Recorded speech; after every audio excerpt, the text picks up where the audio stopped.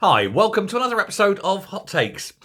It seems Rachel Reeves is not yet done with the farmers, having screwed them royally over inheritance tax. She now wants to come back for a second bite of the cherry and cut funding that they currently get. Funding that for many is the difference between profit and loss.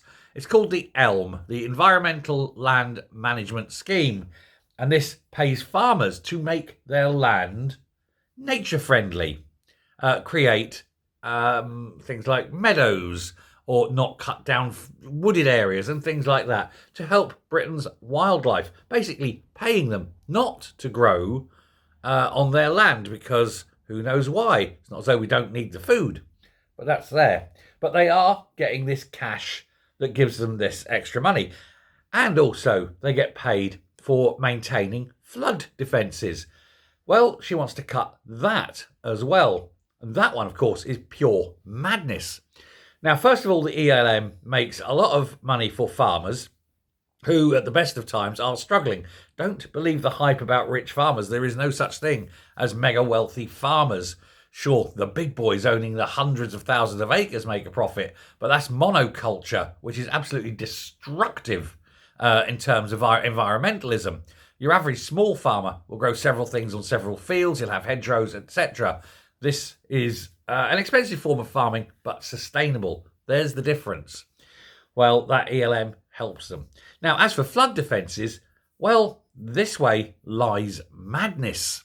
Flood defences have been around, well, for hundreds of years. They are integral to land management and, of course, integral to security of people. If flooding happens, especially in low-lying flat areas, it can be devastating. We only have to look back to think of things like Tewkesbury a couple of years ago where the whole town was underwater. And of course, if you don't maintain those flood defences, this becomes a risk to life, as well as the money that the farmers would get by maintaining those flood defences. But of course, as more and more buildings, more and more developments are built on floodplains, this opens up more and more potential damages. And of course, these houses without those flood defences will be uninsurable. Who's going to buy a house on a floodplain when the insurer says, well, if you flood it out, tough, you aren't going to get paid. We're not paying for flood damage for buying a house on a floodplain. And then they'll say, well, which an idiot built houses on floodplains? And of course, we all point to the growler and say it was her fault. She's the one who approved all this. What idiot would approve it, you know?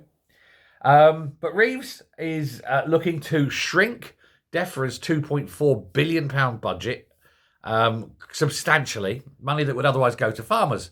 So there we go. Screw the farmers again. Only this time, by screwing the farmers, she's screwing everybody. This is a woman who hasn't got one clue about anything. There's no joined up thinking. Indeed, I suspect there's no thinking whatsoever. Thanks very much. Bye.